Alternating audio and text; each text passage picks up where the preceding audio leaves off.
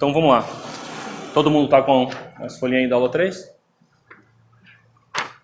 Então, ó, eu coloquei aí, ó, que falar da Bíblia dentro do contexto, ele é essencial para a edificação de quem ouve. Porque qual que é a preocupação de quem vai pregar? Que as pessoas que estão te ouvindo, lembra que o Marcos falou daqui da audiência, né? Se vocês quiserem até pegar como auxílio aí o desenho que ele usou na última aula, que aqui ia estar a audiência de hoje. E quando você vai se comunicar com essa pessoa, é necessário que você tenha essa preocupação. Será que a pessoa que está me ouvindo, ela está conseguindo entender? E foi exatamente isso que a gente conversou essa semana. Então, a nossa audiência, né? Vocês, no caso aqui, é a nossa audiência. Então, a nossa audiência está conseguindo entender? Então, falar respeitando o contexto, entendendo aquilo que a Bíblia está dizendo, é essencial para que as pessoas que te ouvem sejam edificadas. Porque lembra que a Bíblia diz, como irão crer se não há quem pregue? Então a gente precisa pregar a Bíblia para que as pessoas creiam na palavra de Deus, não na nossa. Né? Então é essencial que a gente esteja sempre dentro do contexto.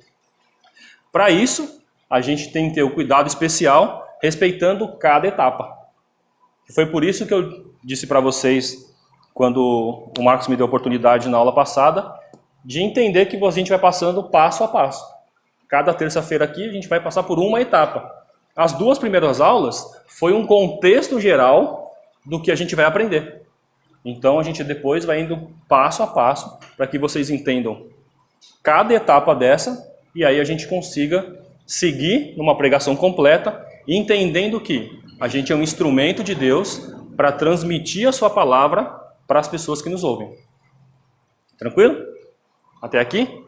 Então, recapitulando, na aula do Fabrício, quem lembra o que o Fabrício ensinou? Andar na linha. Então a gente não pode nem acima, nem abaixo. E você lembra que ele ensinou também como que a gente faz para entender se a gente está na linha ou não? Que a gente tem que estar sempre no texto. Então não interessa para a gente se o livro X está falando outra coisa, ou se o livro Y está falando que é melhor ou maior. O que interessa para a gente é a Bíblia. E lembra que o Marcos falou na última aula sobre...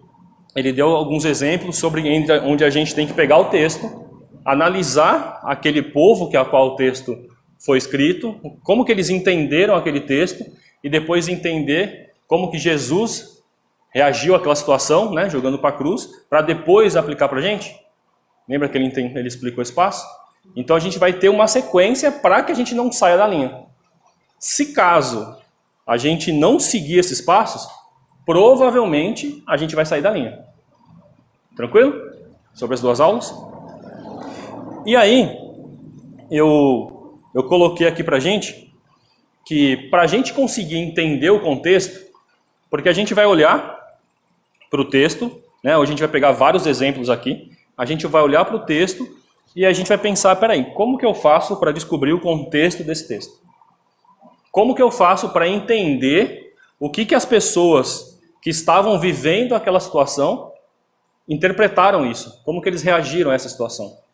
Então hoje a gente vai falar de 3 regrinhas, que eu anotei aí no 2º parágrafo, que vai ser o contexto literário,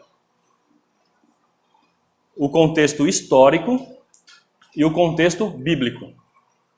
Então, nós vamos fixar. Existem outros contextos, mas esses vão ser os principais que vai nos auxiliar a responder essas perguntas. Então, como que essas pessoas entenderam isso? Como que em que situação que eles estavam vivendo o que esse texto está falando? E aí, quando a gente aplica essas 3 regrinhas de contexto literário, histórico e bíblico, vai nos ajudar a não sair da linha. Ok? Até aqui? Então vamos lá. Primeira perguntinha para vocês aí. Quais os principais medos que um pregador pode passar antes de começar a pregar?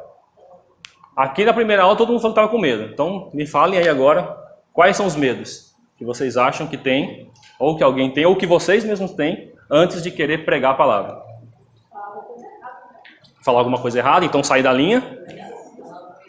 que mais? Falar alguma heresia? O que mais? Quais medos mais pode dar de estar aqui na frente?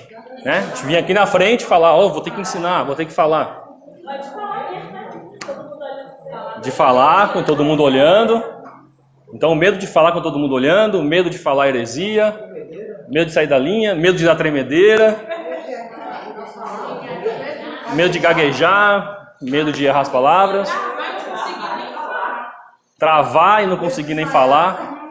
Então, olha o quanto desafio é poder pegar uma Bíblia, vir aqui na frente, abrir essa Bíblia e falar para a audiência. Entende quantos medos a gente passa para poder fazer isso? Aí, eu coloquei aí o pregador. Estão vendo aí no meu primeiro gráficozinho aí? O pregador.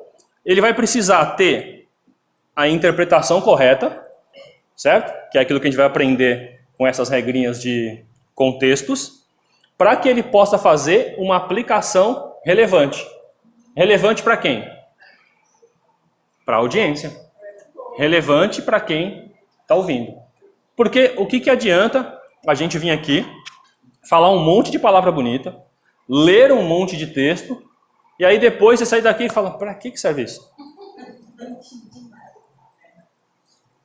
Onde que eu uso isso?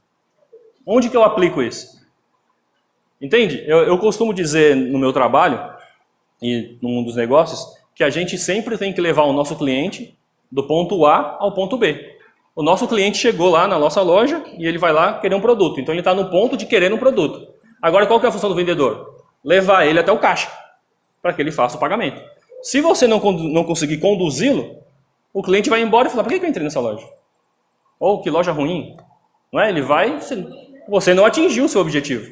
Então nós, como pregador, a gente tem esse objetivo, que é ter a interpretação correta e fazer a aplicação relevante ao público que está nos ouvindo, seguindo as regras. Porque lembra que o Marcos falou, que até eu coloquei a fotinho embaixo aí, né? Que se a gente pegar o texto, ler e já interpretar ele para a nossa audiência, o que a gente vai estar fazendo? Se eu ler um texto e já jogo direto para quem está me ouvindo. Como? Você pode estar espiritualizando o texto. O que mais? Podem colar aí, vocês estão com 3 apostilas na mão. Como? Você vai querer impressionar as pessoas. O que mais? Alguém lembra mais algum? Se eu pegar o texto, ler o texto e já jogar para cima das pessoas?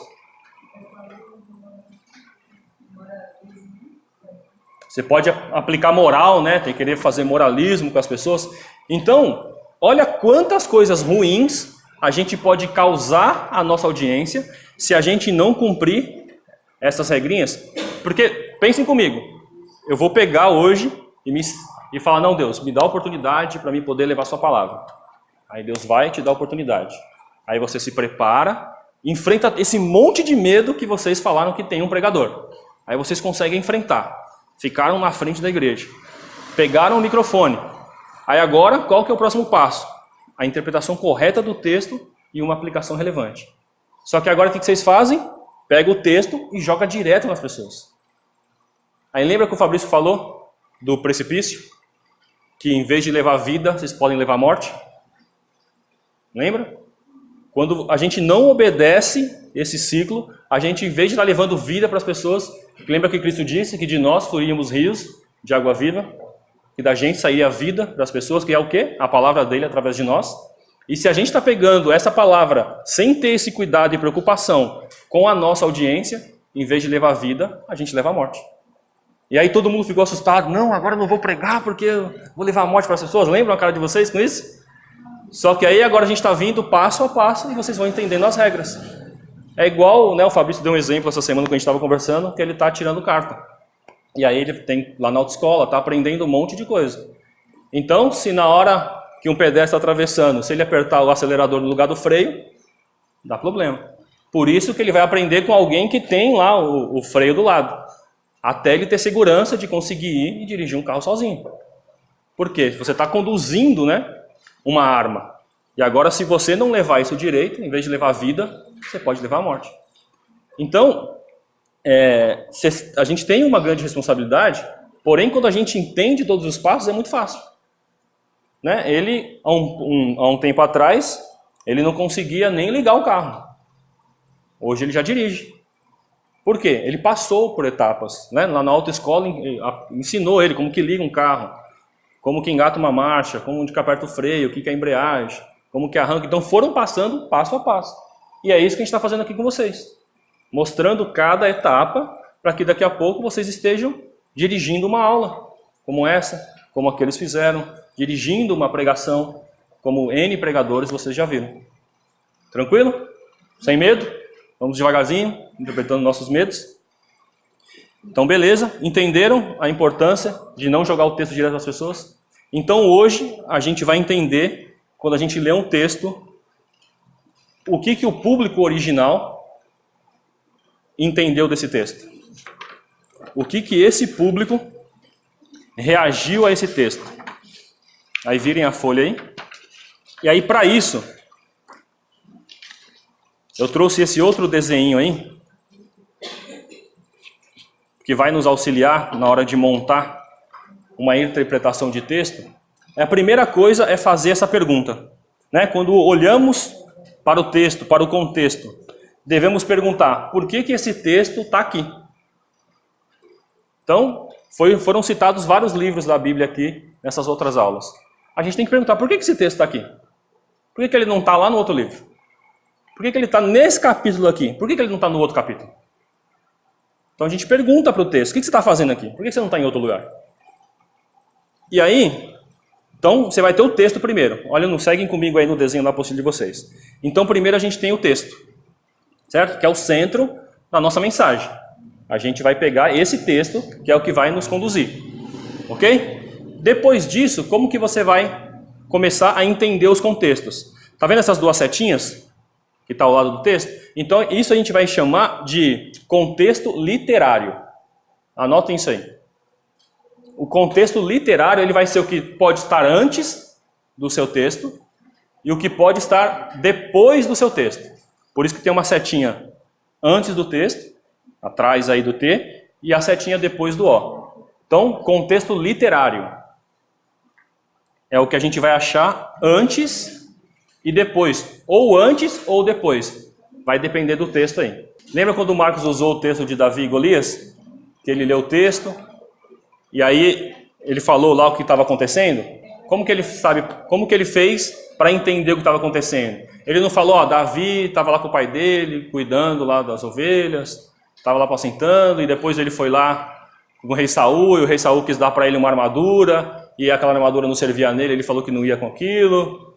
Ele não foi contando a história que antes o gigante estava lá xingando lá o povo, enfrentando, desafiando. O Marcos não foi falando tudo o que aconteceu antes daquele momento? Contexto literário. Não um nomezinho bonito para falar o que está antes. Contexto literário. E depois o que ele falou? Que quando ele derrubou o gigante, ele foi lá com a espada, cortou a cabeça do gigante, levantou, e aí o povo viu a vitória e saiu correndo atrás dos filisteus? O que aconteceu depois do texto? Contexto literário. Certo? O que é contexto literário? O que está antes e o que está depois. Então, essas duas setinhas aqui é para você olhar o que está antes e depois do texto. Porque agora você vai entender por que esse texto está aqui exatamente. Ele não podia estar depois que o Davi cortou a cabeça do Golias? Ele tem que estar aqui. Por quê? Porque aqui faz com que você entenda a história. Certo? Aí agora, tem mais uma meia curva aí depois da seta. Certo? Isso daí ele vai significar para a gente aqui o contexto cultural. Cultural. Então, onde vocês vão entender a cultura daquele povo. Lembra que o Marcos falou que Davi era pequeno, e aí os irmãos dele que eram maiores e mais fortes estavam como soldados lá no exército? Então, qual era a cultura daquele povo? Que as crianças, os menores, os mais novos, não podiam fazer parte do exército. Eles tinham que estar lá em casa, estar na casa com os pais. E aí eles só iam levar comida para que os adultos estavam trabalhando. Eu não lembro se ele citou esse exemplo, mas quem conhece a história de José também sabe que José, os irmãos dele saíam para trabalhar e José ficava em casa, ele só ia levar comida. Então, o contexto cultural daquele povo.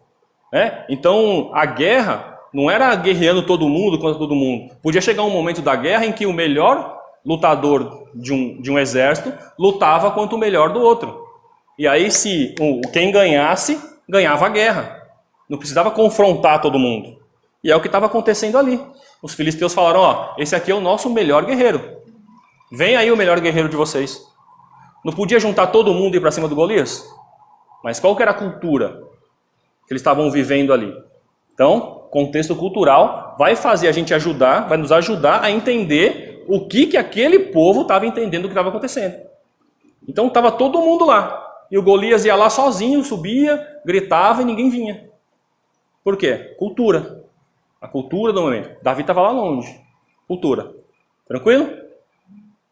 E aonde que eu fico sabendo essas coisas, mas não faço ideia disso daí? Hoje a gente tem o Google. O Google é o nosso melhor amigo. A gente vai ter bíblias de estudo. Alguém tem bíblia de estudo aí?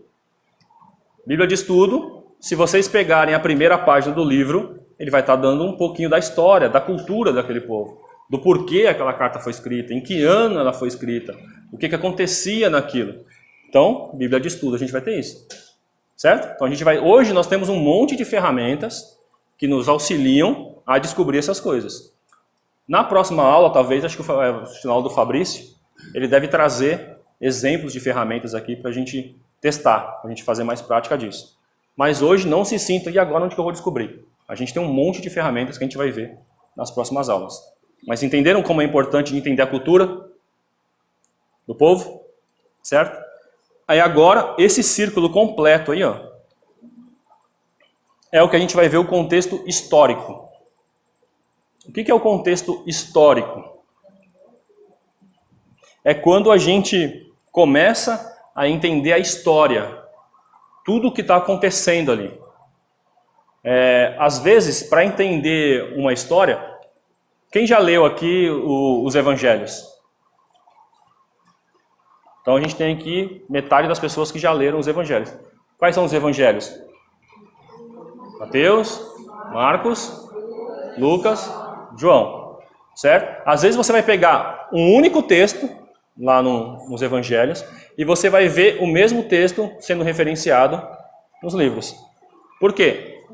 É o mesmo fato que está acontecendo ali, só que ele está sendo apresentado de ângulos diferentes. Certo? Então, exemplo, ó, eu estou aqui, ó, o Marcos está me vendo aqui, o Fabrício nesse ângulo, ela nesse, vocês nesse. Então, cada um está vendo eu por um ângulo. E aí eles retratam. Quando você pega o mesmo texto e identifica onde mais ele está sendo citado, aí você vai conseguir compreender a história. O que está acontecendo ali naquela história? Que situação que está ali? Então, esse é o contexto histórico. Quando você vai entender a história. Então, não vai ser só 2 ou 3 versículos. Você vai pegar a história inteira daquele povo, daquele momento, daquela situação, para entender isso. Beleza? Que é contexto histórico. Uma ferramentinha aí para te auxiliar no contexto histórico é que na maioria das Bíblias vai ter um versículo e em cima vai ter uma letrinha. Aí você vai ou no meio da Bíblia ou embaixo e vai estar falando. Essa letrinha aqui é que você encontra uma referência lá no livro tal. Ou citações. Lembra quando o Fabrício falou que Jesus manteve a linha? E ele deu exemplo que Satanás citou o Salmo? E aí lá na referência mostra qual o Salmo que era. Ele foi abrir o Salmo e estava lá igualzinho, quer dizer, igualzinho, né? Ele não citou o versículo que ele apanhava. Mas beleza? Como que faz para interpretar referências? E aí com isso vocês conseguem entender o contexto histórico. E agora esse retângulo que eu coloquei aí, ele vai, para a gente, vai ser o contexto bíblico. Contexto bíblico. Por quê? Lembra que a Bíblia, ela é um conjunto de vários livros que se tornam um livro só? Certo? Então a gente vai ter várias separações lá, mas a gente chama de Bíblia, que é o quê? É uma biblioteca, é o conjunto de todos os livros. Porém, todos os livros da Bíblia têm que concordar entre si. Um livro não pode ser contrário ao outro. Então, dentro do texto que você está lendo, qual é o contexto bíblico dele? Dentro do propósito de Deus, dentro do propósito eterno da redenção, dentro do propósito da cruz, aonde que esse texto se encaixa? Qual o contexto bíblico para isso? o contexto bíblico ele vai ser um pouco mais amplo que o contexto histórico. E eu vou mostrar para vocês hoje exatamente como descobrir cada um deles. Por isso que vocês viram que a gente começou com o contexto literário, a ler uns textinhos antes, ler uns textinhos depois. Depois a gente foi para a cultura. Aí agora vamos entender a cultura desse povo, o que está acontecendo nessa situação.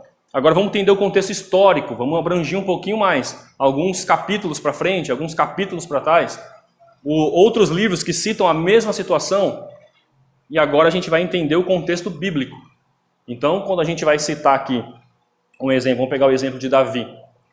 Então, Marcos contou lá o contexto literário, contou o contexto histórico, contou a história, mostrou o contexto cultural, a cultura que as pessoas estavam ali, e qual que era o contexto bíblico daquilo?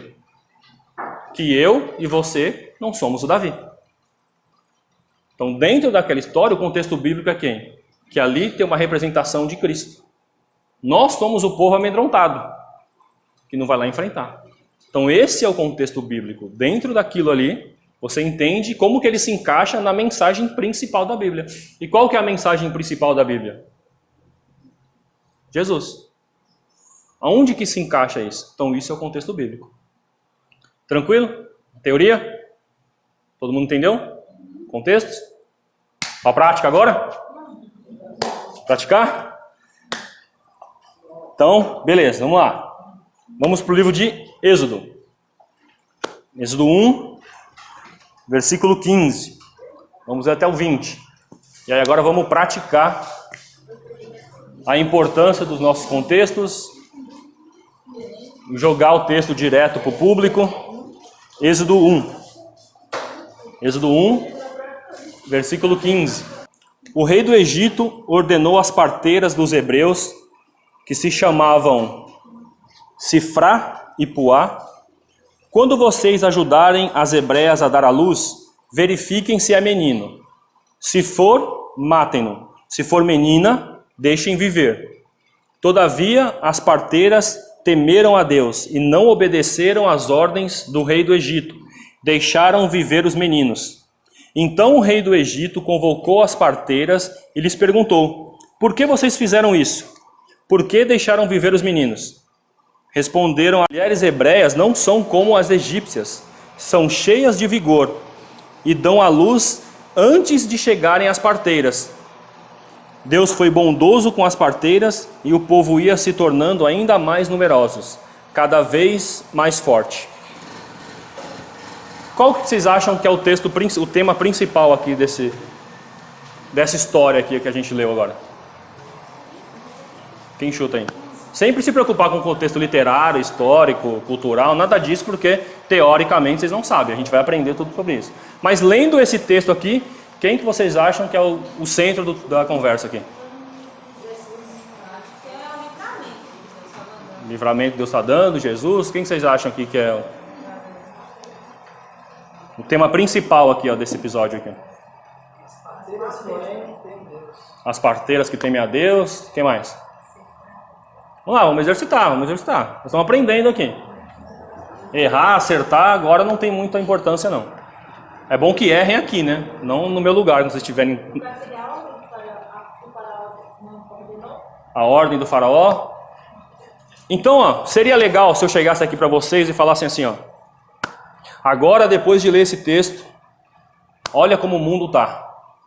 Vocês estão vendo aí querendo aprovar a lei de aborto, querendo que matem as crianças. E a Bíblia está dizendo que Deus é contra matar as crianças. A gente tem que ser contra o aborto. Falei alguma mentira? Mas está no texto? Entende que se eu me deixar levar pelo tema do texto, que é morte de crianças, e aplicar diretamente o texto, eu posso falar uma verdade, mas não estou falando da vida, não estou falando do que o texto está dizendo. E se eu falasse para vocês aquilo que o Ramon Jack falou aqui? Ó, olha o que o texto está falando aqui, ó. Que as parteiras temeram a Deus e Deus foi bondoso com as parteiras. Se vocês temerem a Deus, Deus vai ser bondoso com vocês. Falei alguma mentira? É isso que está no texto? Entende que se eu achar palavras que eu acho legal no texto e aplicar para a igreja, eu posso falar verdades para a igreja? Mas eu estou falando o que o texto está dizendo? E aí lembra do desenho? Eu estou pegando o texto e jogando direto para as pessoas. E parece legal, eu fico impressionado. Nossa, como é que ele enxergou isso no texto? Lógico, não tem no texto, por isso que ninguém enxergou. Mas você pega um texto e aplica para a sua realidade. Agora vamos entender o que o texto está falando? Então, como que a gente faz para entender o contexto literário? Lê antes? Então vamos lá, Êxodo 1, a partir do versículo 1. Vamos ver aí agora. São estes, pois, os nomes dos filhos de Israel que entraram com Jacó no Egito, cada um com a sua respectiva família. Aí ele vai citar o nome de todo mundo aqui. Ao todo, os descendentes de Jacó eram 70. José, porém, já se encontrava no Egito. Ora, morreram José, todos os seus irmãos e toda aquela geração. Os israelitas, porém, eram férteis, proliferaram, tornando-se numerosos, e fortaleceram-se muito, tanto que encheram o país. Então, o que ele está dizendo aqui? Agora vamos entender o contexto, o que está acontecendo aqui. Ele está falando que José já estava lá no Egito. E que do povo dos israelitas, tinha 70 que ainda não estava no Egito. E que eles vieram para cá. E aí ele traz a genealogia, ele vai dizer o nome, né? Ruben, Simeão, Levi, Judá, Isacar, Zebulon, Benjamim, Dan, Naphtali, Gade e o Azer. Então ele está falando aqui que o povo não estava no Egito, e aí esse povo vem todo mundo para cá, num total de 70.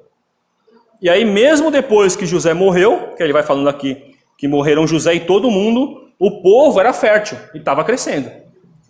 Certo? E aí esse povo que estava crescendo faz agora, no nosso contexto, dizer que o faraó estava querendo acabar com esse povo que estava crescendo. Certo? Então a gente consegue entender que todo mundo que era hebreu se mudou para o Egito. E eles começaram com 70. Então 70 não enche nem essa igreja aqui. Só que o povo era fértil. Então vai que hebreu nascendo ali no Egito. Conseguiram entender? E aí, José, que foi o primeiro que foi para lá, morreu. Morreu 70 e o povo continuou crescendo. Beleza? Agora vamos seguir aí, versículo 8. Então subiu ao trono do Egito um novo rei, que nada sabia sobre José. Disse ele ao seu povo: vejam, o povo israelita agora é numeroso, mais forte que nós. Temos que agir com astúcia, para que não se tornem ainda mais numerosos. E no caso de guerra, aliem-se aos nossos inimigos, lutem contra nós e fujam do nosso país. Olha que legal aqui, o cara está preocupado que eles iam fugir do país. Estabeleceram, pois, sobre eles chefes de trabalhos forçados, para os oprimir com tarefas pesadas. E assim os israelitas construíram para o faraó as cidades, celeiros de Pitom e Ramassés. Todavia, quanto mais eram oprimidos, mais numerosos se tornavam e mais se espalhavam. Por isso, os egípcios passaram a temer os israelitas e os sujeitaram a cruel escravidão. Tornaram-lhes a vida amarga, impondo-lhes a árdua tarefa de preparar o barro, fazer tijolos e executar todo tipo de trabalho agrícola. Em tudo, os egípcios os sujeitavam a cruel escravidão. Então olha aí, ó, até o versículo 14. Então a gente começou a nossa pregação, a nossa mensagem, no versículo 15, contando a história que o faraó mandou matar os meninos. E aí a gente viu que a gente podia tirar lá que quem é temente a Deus vai ser abençoado e que Deus é contra a morte de menino. Quando a gente olha para o contexto, o que está acontecendo agora? A gente entende que os hebreus não estavam no Egito, só tinha um, veio todos eles para cá, esse povo começou a se desenvolver, a crescer, certo? Foi o que a gente viu até o 7. Os 70 que chegaram lá, mais José, morreram e o povo continuou a se multiplicar. O que mais? O que a gente tira mais aqui do versículo 8 ao 14? Para o contexto dessa história. O que vocês conseguem enxergar aqui?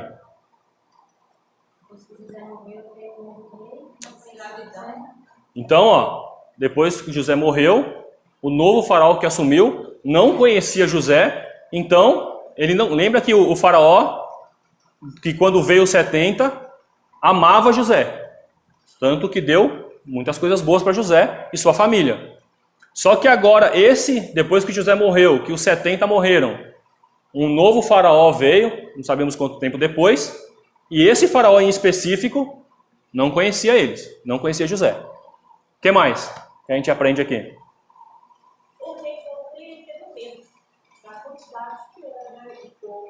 O rei teve medo da quantidade do povo. O que mais? Vamos lá para o texto, não estou inventando. Eu já inventei história quando a gente leu o primeiro.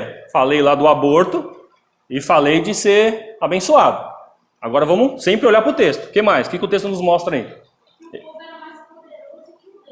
Então ele tinha medo que o povo era poderoso, que o povo estava crescendo. O que mais? Vamos lá, vamos treinar. E com isso eles colocavam eles para trabalhar Então, oprimiam o povo. Não entendi. Tratando eles com brutalidade. Então o rei tinha medo. Do que mais o rei tinha medo? Que eles fugissem. Se atentaram a isso? Vou dar um spoiler aqui para quem não conhece a história. Depois aparece um cara chamado Moisés que vai pedir alguma coisa para o outro faraó. E ele pede o quê? E ele fala que não vai. Por quê?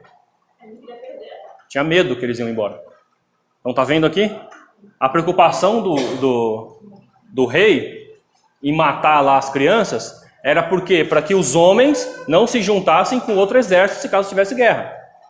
Mas as mulheres podiam deixar. Mas a preocupação deles é o quê? E se esse povo vai embora? A gente não pode perder esse povo. Por quê? Eles fazem um trabalho pesado. Só que a gente percebeu aqui que quanto mais batia no povo, mais oprimia, mais o povo crescia. Lembra que as parteiras disseram? Não, as hebreias é diferente das egípcias. Com elas lá, espirrou, o menino cresceu, não chega lá, já foi. Então, olha o que está acontecendo aqui. Entendem como quando a gente pega o contexto, a gente começa a ter mais visão sobre o texto? E eu não preciso ser um expert em Bíblia, eu só preciso saber ler e voltar umas páginas antes. Aqui eu não consigo inventar nada, só ler. O que esse texto está querendo dizer? Vamos ver o contexto literário. Volta algumas coisas, vamos ler a história. E agora a gente começa a entender o que estava acontecendo. O rei estava com medo. O rei estava oprimindo o povo. Só que o povo está crescendo. Ele queria dar uma minimizada nisso. Só que Deus estava protegendo o seu povo. E o povo multiplicando. Vão agora aí em Êxodo 6. Lembra? Vamos ver uns versículos antes e uns depois. Êxodo 6. Versículo 14. Quem achar, lê aí para mim, por favor. Estes foram os chefes das famílias israelitas. Os filhos de Ruben, filho mais velho de Israel, foram Enoque, Palu, Esrom e Carmi. Esses foram os clãs de Ruben. Então, olha aí, O que ele está citando aqui no Êxodo 6, 14? Genealogia. Então a gente começou a nossa história lá no Êxodo 1, falando das parteiras lá que o rei mandou parar de crescer menino. Aí voltamos para entender o contexto literário. Ele mostra quem eram esses meninos, que linhagem que são esses meninos, e o que está acontecendo com esses meninos. Aí a história segue, certo? Êxodo 6, ele cita de novo a genealogia. Agora lê o 26 e o 27 aí, do 6 também. Foi a este Arão e este Moisés que o Senhor disse: tirem os israelitas do Egito. Tirem os israelitas do Egito, organizados segundo as suas divisões. Foram eles, Moisés e Arão, que falaram ao faraó, rei do Egito, a fim de tirarem os israelitas do Egito. Olha aí. Agora a história já vai nos mostrar que Deus chamou dois homens e falou para eles se organizarem e falar para o faraó deixar eles saírem. Se organizarem como? Dentro da sua genealogia. Que ele citou tanto aqui no versículo 14, quanto lá no 1. Entendem quando a gente começa a ler a história inteira? Lembra agora o contexto histórico? Que povo é esse? Porque ele começa o livro dando a origem do povo. E aí depois ele começa a ver que esse povo está sendo oprimido. E aí ele vai seguindo, mas que povo é esse? Por que esse povo está passando por essa situação? E aí a gente não precisa... Lembra quando a gente fala aqui que é só a Bíblia? Eu não precisei ir atrás de um outro livro. Eu só precisei voltar umas folhas antes e ir umas folhas depois. E agora eu começo a entender o que está acontecendo com esse povo. Só que aí, se você ainda não conhece a história, eu vou dar mais uns spoilers aqui. Esse tal de Moisés aqui, ó, ele foi criado com os egípcios, certo? Só que agora, ele falou aqui pro Arão e pro Moisés, vai lá e se organiza, né? Vão se organizar conforme as suas divisões. Então Moisés tinha que se organizar com os egípcios? Por que não? Como é que a gente sabe isso?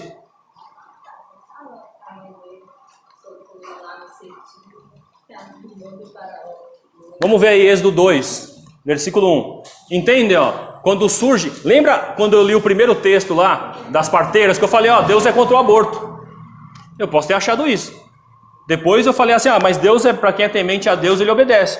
Só que agora, Moisés era lá dos egípcios. E ele está mandando se reunir, e se cair essa dúvida sobre a minha cabeça?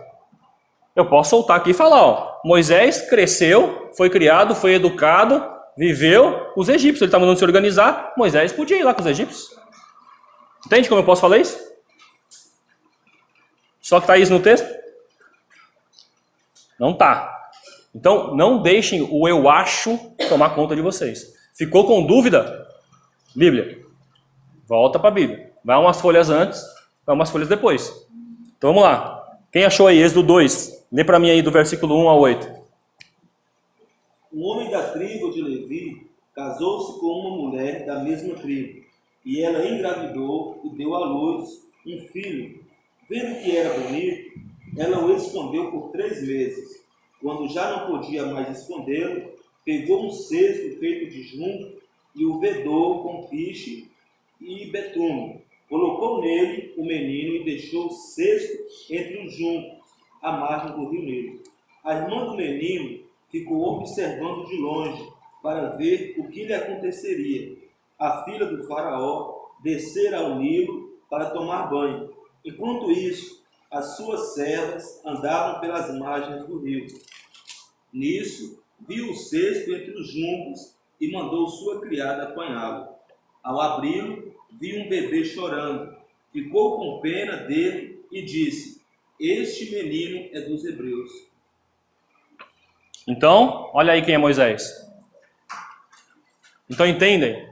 Quando vocês pegarem um livro que não é um livro famoso, não é uma história famosa, que vocês já ouviram alguém falar, e aparece um nome que vocês não façam ideia de onde esse cara é.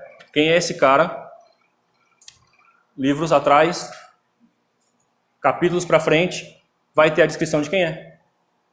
Então, esse Moisés que foi criado com os egípcios, ele é um hebreu.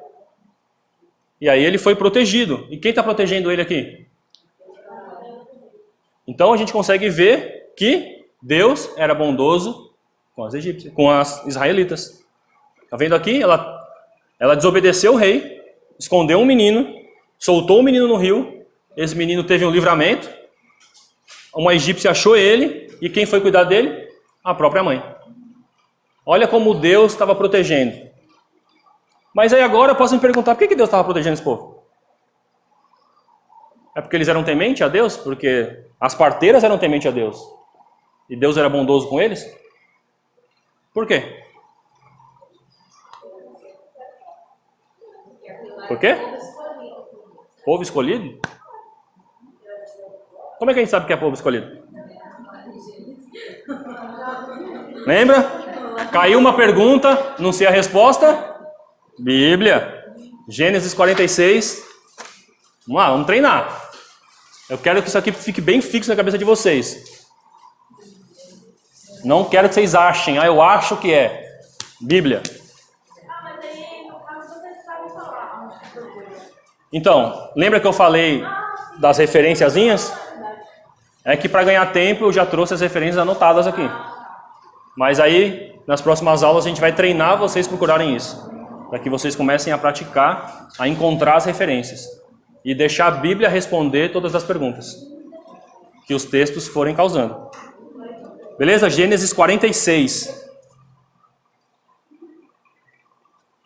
Versículo 1. Israel partiu com tudo o que lhe pertencia. Israel aqui é Jacó. Nos versículos antes vai mostrar isso. Ao chegar em Berseba, ofereceu o sacrifício ao Deus de Isaque, seu pai. E Deus falou a Israel por meio de uma visão noturna. Jacó, Jacó, eis-me aqui, respondeu ele. Eu sou o Deus de seu pai, disse ele. Não tenha medo de descer ao Egito, porque lá farei de você uma grande... então é muita gente? Então Deus prometeu que ia ter muita gente lá no Egito? Eu mesmo descerei ao Egito com você, certamente o trarei de volta.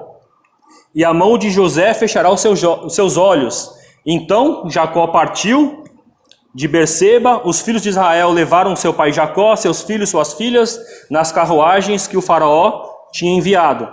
Também levaram seus rebanhos, seus bens que tinham adquirido em Canaã. Assim Jacó foi para o Egito com toda a sua descendência. Levou consigo para o Egito seus filhos, seus netos, suas filhas, suas netas, isto é, todos os seus descendentes. Olha a mesma coisa que estava lá no livro de Êxodo. Mesma coisa, o que a gente entende? Que Êxodo é um complemento do livro de Gênesis. Olha o versículo 27 agora. Do mesmo aí, ó, Gênesis 46, o 27. Com mais os 2 filhos que nasceram a José no Egito, os membros da família de Jacó, foram para o Egito e chegaram a 70. Olha aí ele reforçando novamente a quantidade dos 70. E lá ele vai explicar quem eram os 70, onde ele traz toda a genealogia desse povo que saiu daqui. E olha aqui a promessa. Então o texto está falando do quê? De que se a gente for temente a Deus, Deus vai nos abençoar? Não. O texto está dizendo que se Deus prometeu, Ele cumpre. O texto está dizendo que a promessa de Deus vai se cumprir. Deus falou para Jacó, pode ir com a sua família. Vocês vão ser numerosos. Vai para lá que eu vou multiplicar vocês. Então, agindo Deus, quem impedirá? Pode Faraó falar, não, vamos parar de nascer menino hebreu aqui? Vamos dar um jeito aqui vamos bater neles, vamos fazer eles escravos, vamos massacrar eles, porque eles vão ficar cansados, vão morrer. Adianta alguma coisa? Então o que o texto está dizendo? Que Deus cumpre suas promessas.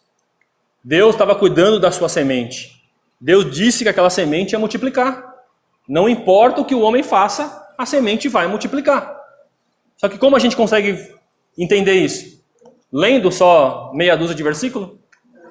Aplicando um contexto literário. Aplicando um contexto histórico. Entendemos a história. Quem que é esse povo hebreu? Da onde ele saiu? Por que ele quis ir para o Egito?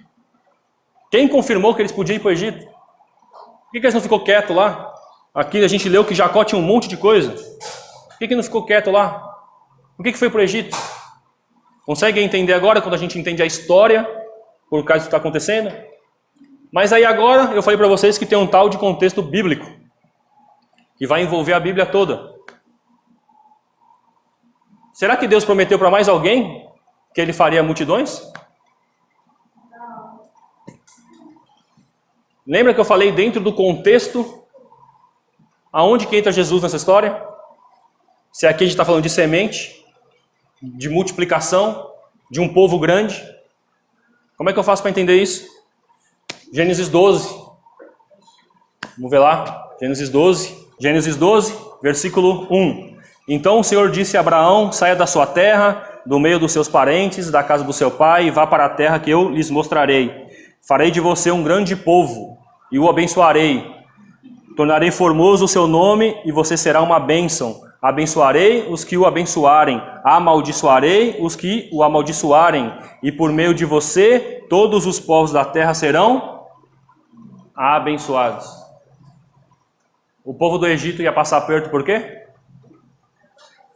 Porque eles eram ruins e estavam escravizando o povo? Não. Porque eles estavam amaldiçoando o povo de Deus. Entende? Contexto bíblico. Conseguiu ver que Deus prometeu lá para Abraão que faria uma grande nação? E aí Jacó é descendente dele? E aonde mais tem na Bíblia que fala sobre multiplicação? Abraão foi a primeira vez que Deus falou que multiplicaria o seu povo?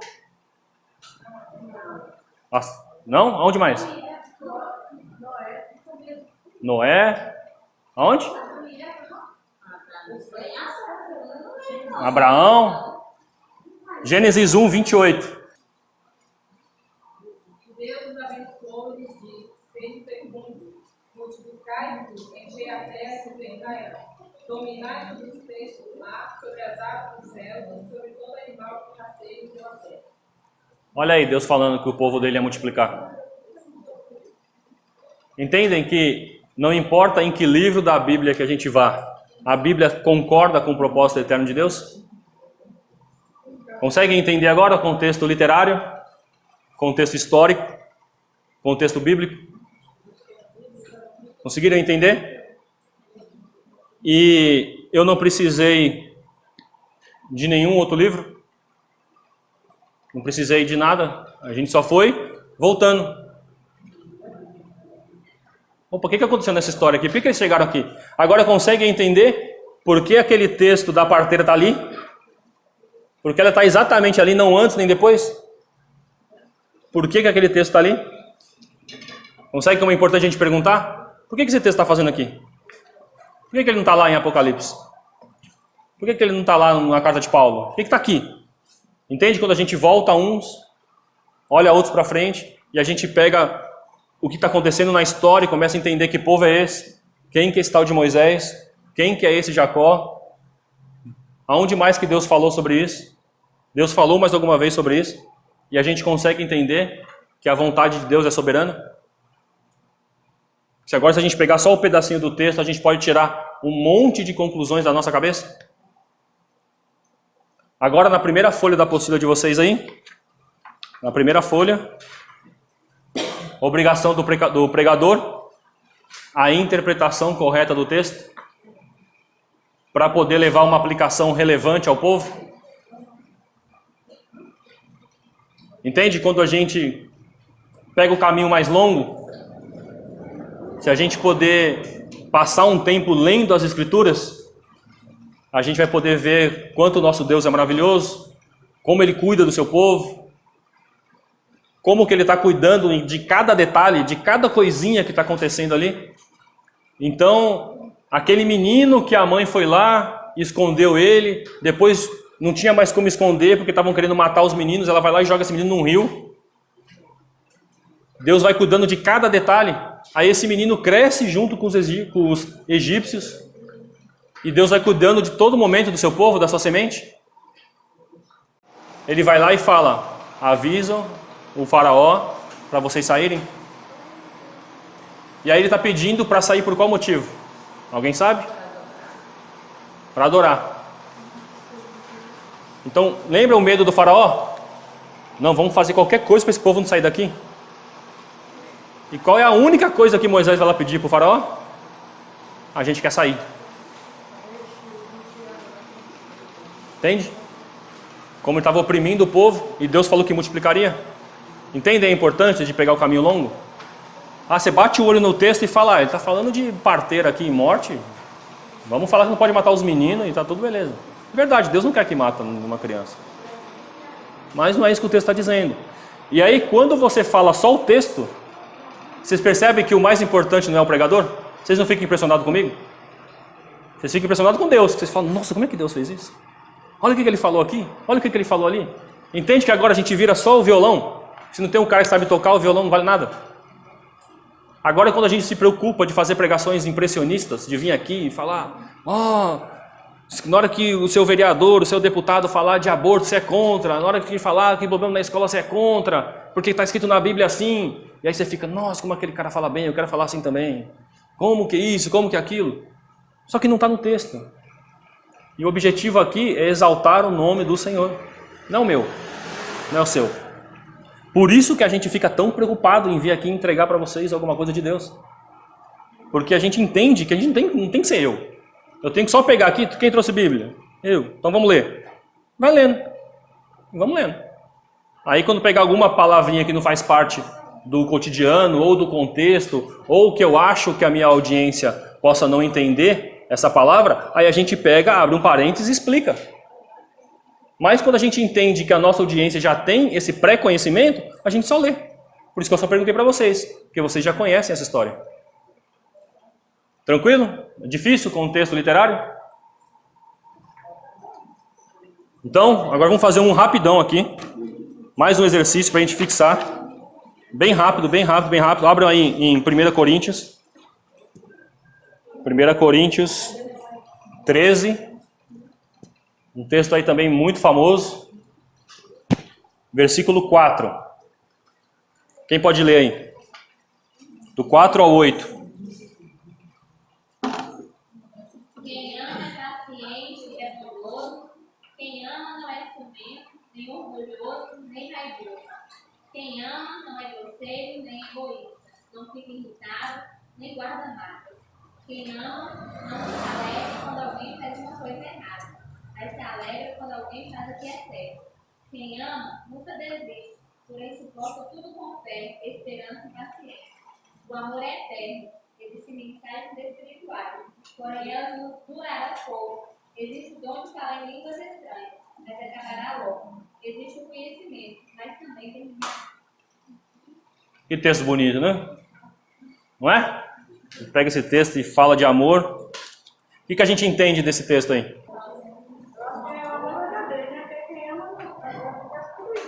Então esse é um texto de amor, um texto de paixão. Que os obstáculos não abalam, porque quem ama. Então, se eu chegar agora em casa lá, falar, Diana, Deus falou comigo lá na igreja. Olha o que ele mandou falar para você. Abre aí em 1 Coríntios 13, 4 e coloca meu nome na frente de cada trecho. Você acha que ela vai gostar? Mas será que esse texto é um texto romântico? Não? Por quê? Ué, textão bonito desse aqui não é romântico não?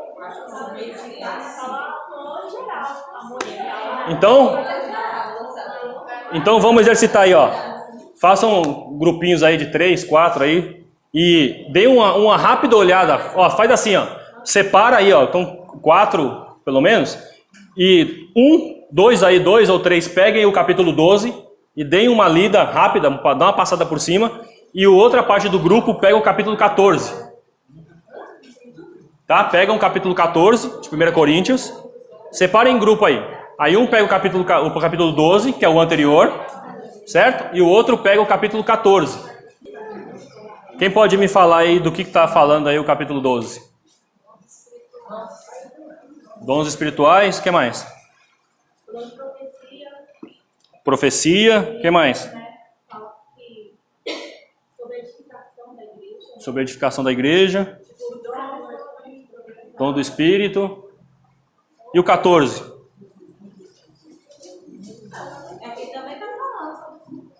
Sobre dons? Então beleza, então a gente já entendeu aqui que no 12, Paulo está falando aí de dons. Ele está falando aí de pessoas dons, né? Porque ele vai usar aí pessoas que são assim. E depois ele vai falar só do dom, né? No outro dia vocês vêm na escola bíblica, quando o Fabrício explicar o que é pessoas, dons e dons. Que ele está falando aqui, ó. Porque lê aí, ó, capítulo 12, versículo 1. Acerca dos dons espirituais, não quero, é o 12, versículo 1. Não quero que os irmãos sejam ignorantes. Vós sabeis que eram gentios, levados aos ídolos do mundo, conforme eram guiados. Portanto, vós quero fazer compreendeis que ninguém que fala pelo Espírito de Deus, diz: Jesus peraí que está pequenininho aqui, anátema. E ninguém pode dizer que Jesus é o Senhor, senão pelo Espírito. Aí no versículo 14, no capítulo 14, versículo 1. E aí ele fala, né? Segui com caridade e procurai com zelo os dons espirituais, principalmente o de profetizar. Então, a gente vê que num capítulo antes, ele vai estar falando sobre a gente não ser ignorante. Então, ó, não quero que vocês sejam ignorantes, não quero que vocês tenham dúvidas sobre alguns assuntos. E aí ele vai falando sobre vários assuntos, certo? E aí depois ele vem lá no capítulo 14, que é depois do que a gente leu, ele está falando, ó, segue aí com espiritualidade, segue aí com dons, seguem com isso, mas principalmente busquem isso, isso e isso. Então, o que a gente entende aqui? Que Paulo está nos dando orientação. Certo? No capítulo anterior e num capítulo posterior. Agora, leia aí, por favor, o 13, do 1 ao 3. A gente começou lendo sobre o amor no capítulo 13, certo? O 13:1, ó. Ainda que eu falasse a língua dos homens e dos anjos e não tivesse caridade. Qual a outra versão que tem aí, sem ser caridade? Amor. Seria como o metal que soa ou como um sino que tine, ainda que eu tivesse o dom de profecia. Lembra que ele fala no versículo 14? Se for procurar um dom, que seja o dom. Aí ele vai dizendo aqui, ó. Todos os ministérios e toda a ciência, e ainda que eu tivesse toda a fé, de maneira tal que transportasse os montes e não tivesse caridade, não tivesse amor, nada seria. E aí ele sai dizendo várias coisas sobre o quê? Primeiro ele saiu falando do monte de dom. Dom disso, dom daquilo, dom daquilo, dom daquilo, dom daquilo. Depois ele fala, ó, vocês vão procurar os dons? Então pega esse, que seja o próximo, que edifique o próximo. E aí a gente lê no comecinho do versículo 13, que ele fala que nem que vocês tenham tudo isso, se não tiver amor, não vale nada. E aí agora ele pega e fala que o amor é, e o amor é, e o amor é.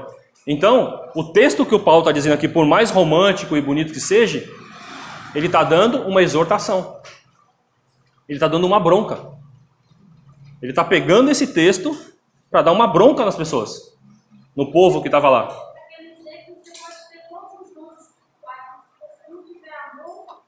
Não vale nada. E aí ele está dizendo que ainda se você vai buscar dons, que busque dons que edifiquem o próximo. Não a si mesmo.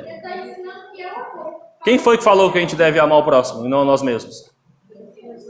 Olha o contexto bíblico aí. Entende? Então, vocês conseguem perceber que quando a gente pega o texto, por mais bonito que ele seja, a gente pode aplicar direto para a pessoa? E a gente vai estar levando vida para essa pessoa? Vai estar levando luz das escrituras para essa pessoa? Se a gente pega o texto e joga direto para ela? Entende como é importante a gente fazer o contexto literário? E entender o que estava acontecendo antes e o que estava acontecendo depois? Tem que perguntar. Lembra que a gente tem que perguntar? Por que Paulo está falando, por que Paulo está tão romântico aqui e ele não está romântico lá em Gálatas? Foi a última pregação que eu preguei aqui em Gálatas, que ele falou que estava abismado com o povo lá. Por que ele está romântico aqui e não está romântico lá? Entende que a gente tem que perguntar para o texto? Por que esse texto está aqui e não está lá no outro livro? Por que ele escreveu exatamente aqui e não escreveu no outro lugar? Consegue entender como é importante fazer essa pergunta para o texto? Porque agora vocês vão buscar a resposta. E buscar a resposta onde? No contexto literário. Lê um pouquinho antes. Lê um pouquinho depois. E aí depois a gente vai entender o contexto histórico. E aí, para ser rápido, a gente não perder tempo, Paulo, então, o que a gente entende? Que Paulo está fazendo uma exortação ao povo lá de Corinto. Certo? Então ele está falando, vocês estão aí, vocês é todo espiritual, então a igreja de vocês é tudo espiritual, um quer falar em línguas, outro quer profetizar, o outro quer isso, o outro quer aquilo, vocês têm aí, está cheio de poder, está fazendo, está acontecendo, mas... E aí ele começa, não tem amor? Vocês querem dom? Então abençoe os outros. Busca para os outros, edifica os outros. Então ele começa a exortar. Mas aí a pergunta é, Paulo começou a exortar esses caras do nada? Simplesmente estava lá, descansando, de férias, passeando no barco, de graça, com o dinheiro do governo. E aí ele falou, vamos mandar uma carta para o povo de Corinto lá, que o culto deles lá está pegando. Porque a gente pode falar, pô, mas por que Paulo começou a falar isso? Então agora a gente tem que entender o contexto histórico. Lembra? A gente já entendeu aqui o contexto literário. O que esse texto está dizendo? Aonde? Por que esse texto está aqui? Onde que ele se encaixa? Então agora vamos entender o contexto histórico. Então, ó, lá no capítulo 7, eu vou ler aqui para a gente ganhar tempo. Capítulo 7, versículo 1 vai dizendo assim, ó. Quanto aos assuntos sobre os quais vocês escreveram, é bom que o homem não toque a mulher. Então ele começa aqui dizendo, ó, quanto ao assunto que vocês escreveram. Então a gente entende que eles mandaram uma carta para Paulo primeiro fazendo perguntas. Então o povo de Corinto reuniu e falou, peraí, você está com um monte de dúvida aqui. Vamos perguntar para alguém. Porque a nossa igreja aqui está do manto, está fervendo, a igreja todo mundo está com dom, a igreja está acontecendo um monte de coisa, mas vamos organizar esse negócio. Tá certo isso? Os irmãos, o outro começa a falar, o outro também começa, um quer profetizar, o outro está profetizando também. Como que a gente arruma isso? Então, eles mandaram uma carta para Paulo, perguntando. Então, eles começaram a perguntar aqui sobre casamento. Então, primeira pergunta, lá no capítulo 7. Aí depois, no 25, eles falam assim, ó, quanto às pessoas virgens, não tenham... Então, depois eles perguntam, e aí, mas e os jovens? Os jovens já podem fazer sexo antes do casamento? Os jovens, eles já podem viver de tal forma? Então, começaram a perguntar para Paulo. Aí depois, lá no capítulo 8, com respeito aos alimentos sacrificados aos ídolos. Então, eles falam, e aí, Paulo, e essas comidas aí que estão falando que a gente não pode comer? Pode comer? Não pode? O pessoal faz aqui lá, o Cosmo Damião, entrega um monte de balinha para os meninos, eles podem comer essas balas? Não pode? Começaram a mandar pergunta para Paulo. Certo? Tá aqui, ó. Quantos alimentos sacrificados? Alimentos indo para ídolo. A gente faz o que com aqueles alimentos? Aí depois foi lá, no versículo 16. Quanto à coleta, quando a gente vai fazer a arrecadação, quando vai pedir dinheiro, como é que funciona esse negócio? Então estão perguntando para Paulo. Quanto ao irmão apóstolo, por que ele não vem pregar na nossa igreja? Por que o Apolo só vai lá no outro lugar? Por que não vem aqui? Quando ele vem aqui, o que a gente faz com ele? Como que a gente recebe? Então entende que o livro de Corinto é uma resposta a um monte de perguntas que eles fizeram. E aí, se você pega só um pedacinho do texto e não vê o contexto histórico que está acontecendo naquela igreja, você pode pegar e falar assim, ah não, mulher tem que usar lá o negocinho na cabeça. Ah, mulher não pode fazer aquilo, mulher não pode fazer isso. Ah, não tem que fazer aquilo, não tem que fazer... Entende? Quando você só pega um pedacinho e joga direto para a pessoa, a complicação que você traz na vida da pessoa, a confusão que faz na cabeça da pessoa, quando você não entende o que está acontecendo, consegue entender como é importante a gente ter a nossa dedicação diária com a palavra? A gente poder tirar um minutinho do nosso dia para ler a Bíblia? A gente poder ter esse momento diário de leitura bíblica? É por isso que o professor da escola bíblica dominical de vocês, todo semestre, faz campanha de leitura bíblica. Todo semestre ele vai lá e começa, leitura bíblica, 3 meses. E aí fica pedindo para vocês se inscreverem. Por quê? Porque é importante a gente ter o hábito de ler a Bíblia. Porque, você viu quando eu perguntei para vocês? Quem mais falou na Bíblia que a gente tem que amar o próximo? Vocês já responderam. Por quê? Vocês leram isso em outro lugar. Então, quando vocês têm a prática da leitura bíblica, por mais que ainda não seja uma leitura de estudo, quando vocês começam a parar agora, peraí, não, deixa eu ver o contexto histórico disso, deixa eu ver o contexto literário, começa a vir à sua mente referências. Você mesmo começa a lembrar, peraí, isso aqui eu já li em outro lugar isso daqui. Aí eu não estou conseguindo achar, vai no Google e digita lá, onde que tem isso aqui na Bíblia? Vai aparecer, está lá no livro tal, no versículo tal. Começa a entender como as coisas vão ligando? Vocês não necessariamente precisam ser o expert da Bíblia para vir aqui e ler um versículo na frente. Tá certo que depois a gente vai ensinar como que você vai controlar a ansiedade, nervosismo, tremedeira, toda essa postura para te dar segurança de falar. Isso daí são técnicas que a gente vai ensinar nas outras aulas. Mas entende quando você não vai se prender, lembra aquele medo? Ah, eu tenho medo de errar o texto. Ah, eu tenho medo, que vocês citaram vários medos no começo. Se a gente aplicar até essas técnicas de ler os livros antes, ler os depois, e agora a gente entende todo o contexto que está em volta daquele texto, fica mais fácil da gente falar dele?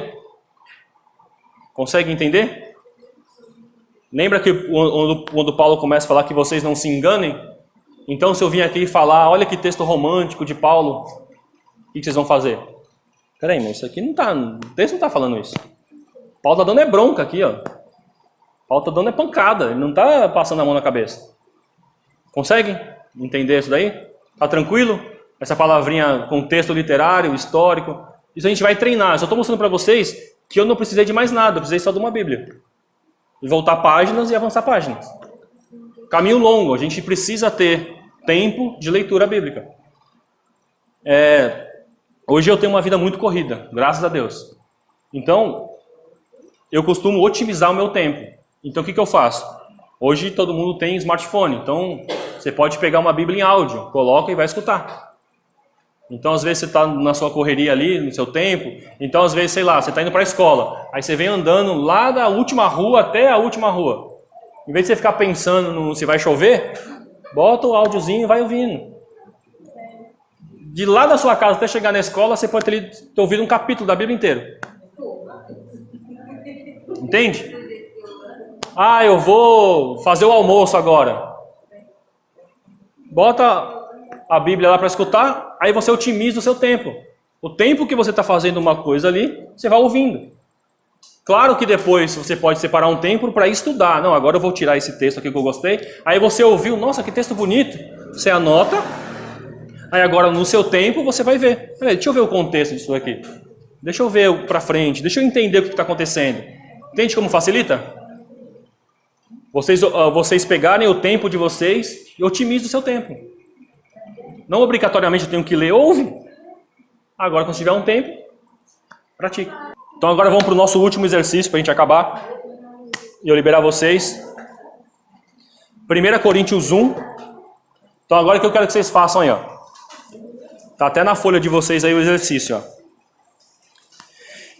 Então eu dei várias referências para vocês aí dentro da Bíblia, mostrando um monte de perguntas que foi feito a Paulo.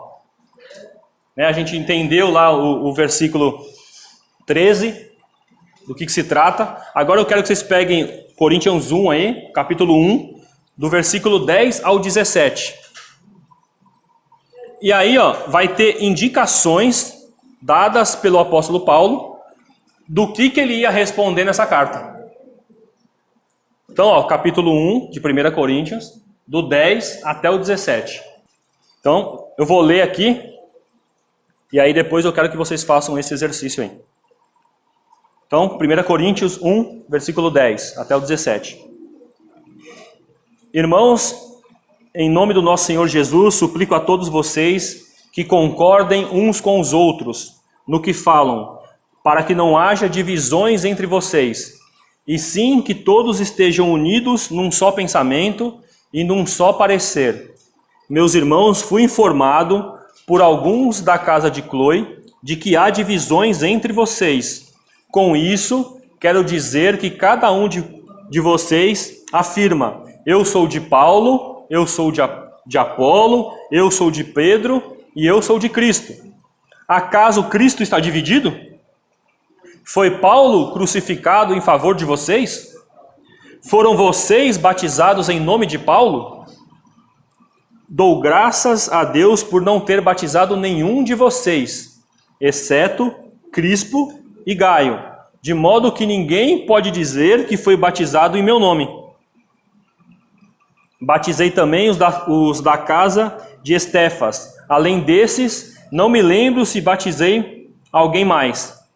Pois Cristo não me enviou para batizar, mas para pregar o evangelho, não com palavras de sabedoria humana, porque a cruz de Cristo não seja esvaziada. Cristo, sabedoria e poder de Deus. Beleza? Então reflitam aí. A pergunta está aqui no exercício 2. Quais são as indicações dadas pelo apóstolo Paulo no início da carta sobre as questões que ele ia desenvolver em todo o livro de 1 Coríntios? Aí separando aí. Então a gente já entende aqui, ó, que é uma carta que Paulo ia tratar de vários assuntos que alguém mandou perguntar para ele. Então ele já fala aí, ó, ouvi dizer, fiquei sabendo. Pode dizer aí, que indicações Paulo dava do que ia se tratar a carta de 1 Coríntios? Tomar uma vergonha na cara para de brigar entre eles, Quem mais enxergou alguma coisa aí? Para que eles fossem unidos e não brigassem. Ele está questionando se... Foi mais ou menos o que eu falei na última vez que eu preguei aqui na igreja sobre quando um pastor pergunta para o outro, quantos tem na sua igreja? Olha o Paulo respondendo aqui, ó. Tem só Cristo. Todos somos um. Entende? Ah, eu não sou batista, assembleiano, quadrangular, não sei das quantas. Na minha igreja tem 10, na outra tem 50, na outra tem 30, na outra tem 40. Aí fica um pastor com vergonha que abriu uma igreja agora e tem 2. Então é entender que tipo, não importa se é um número, que é o que Paulo está falando aqui. Ó. Ainda bem que eu não batizei vocês, senão vocês vão falar que eu sou de Paulo porque ele batizou no meu nome. Somos Cristo. A importância não é o quanto você sabe, não é o quanto você aprendeu, é o quanto mais você se parece com Cristo. Esse é o objetivo da gente estudar as Escrituras, para que a gente possa se aproximar mais dele, para que a gente possa entender como lidar em cada situação, para que a gente possa entender a importância de cada coisa. Então a gente, não, eu quero ter o dom de pregar, eu quero ter o dom de falar, eu quero ter o dom de expulsar demônio, eu quero ter o dom de curar, eu quero ter isso, eu quero ter aquilo. Aí Paulo fala, mas tem amor pelo próximo para isso? Quando a gente consegue entender todo o contexto desse livro aqui, ó, a gente para de picuinha, a gente para de se preocupar. Ah, a primeira aula tinha 100 pessoas, na minha tinha 15, na minha tinha 30. Ah, eu preguei, estava lotado, o outro foi pregar, não foi ninguém. Entende como isso, tipo... Aí Paulo fala, é Cristo. Entende? Porque concorda comigo aqui, ó. Se você, igual eu aqui, ó, eu parei para poder estudar isso e tentar vir apresentar para vocês. Se Cristo falou que a semente dele ia multiplicar e que nós, através de Cristo, nos tornamos descendentes de Abraão e que a palavra dele vai ser disseminada e vai multiplicar, você acha que ele não sabia que cada um de vocês ia estar aqui? Você acha que ele não sabia o que eu ia falar e o que vocês iam receber e como cada um ia receber? Aí você vai no lugar e fala, estava vazio. Ninguém foi porque era eu. Não, é Deus. Ele levou para lá as pessoas que iam entender do jeito que você ia apresentar. Se ele leva uma multidão e você não está preparado para apresentar para uma multidão, e essa gente lá com dúvida. Entende? Quando você entende o contexto, ele cuida do povo dele nos mínimos detalhes. Você começa a falar, nossa, mas aquela menina escondeu o menino por quê? Ela podia ter morrido. Por que aquela mãe fez isso? Por que não deixou matar logo, já que ela ia jogar num rio com 3 meses? Ela ficou 3 meses para jogar o menino para morrer? A gente não pode entender isso no texto? Uma mãe esconde a criança 3 meses depois de jogar fora num rio? Só que aí quando a gente vai lá para trás, a gente fala que Deus está falando, não, pode ir que eu vou cuidar. E vai multiplicar, entendem? E aí quando você entende e fala, não, Deus vai me dar uma oportunidade de ler um texto. Aí você está preocupado se é você que vai ler o texto. Não, ele só está preocupado que você vem aqui, ó, só fala a minha palavra aí, o resto é com ele. A semente é dele. Entendem? Com o tempo a gente vai entendendo cada medo. A gente vai passando por cada medo. A única coisa que a gente tem que fazer é orar e ler. Orar e ler. Só que aí Jesus nos ensinou oração. Ora e ação. Então, falou com ele, creu, agora vai. Isso é fé. É a gente agradecer Deus por uma coisa que a gente pediu lá um tempão. Você acha que a gente já não pediu um dia, igual eu falei quando a irmã comentou lá no Facebook lá? Aí eu falei, a gente agradecia a Deus para um dia as pessoas estarem ouvindo nossos estudos. Olha quanto tempo atrás. A gente já estava agradecendo a Deus por isso. E agora vocês estão aqui. Entendem? A única coisa que a gente tem que fazer é se preocupar ao máximo de não sair da linha. E como que a gente faz isso? É na hora de vir aqui na frente, vou confessar para vocês qual que é a minha oração quando eu vou pregar. Deus, você sabe que eu sou um 0 à esquerda. Se você não assumir aqui agora, eu vou te envergonhar. Toma conta da minha boca aqui. E aí que eu falo com vocês, quem trouxe Bíblia, abre aí. E fico lendo um monte de texto. Porque se eu parar para falar de mim, o que eu posso falar é, ó, esse texto aqui, ó, um dia eu criei nele e aconteceu isso na minha vida. Eu dou um testemunho. Ó, minha vida, o dia que eu fiz isso aqui, ó, aconteceu isso na minha vida.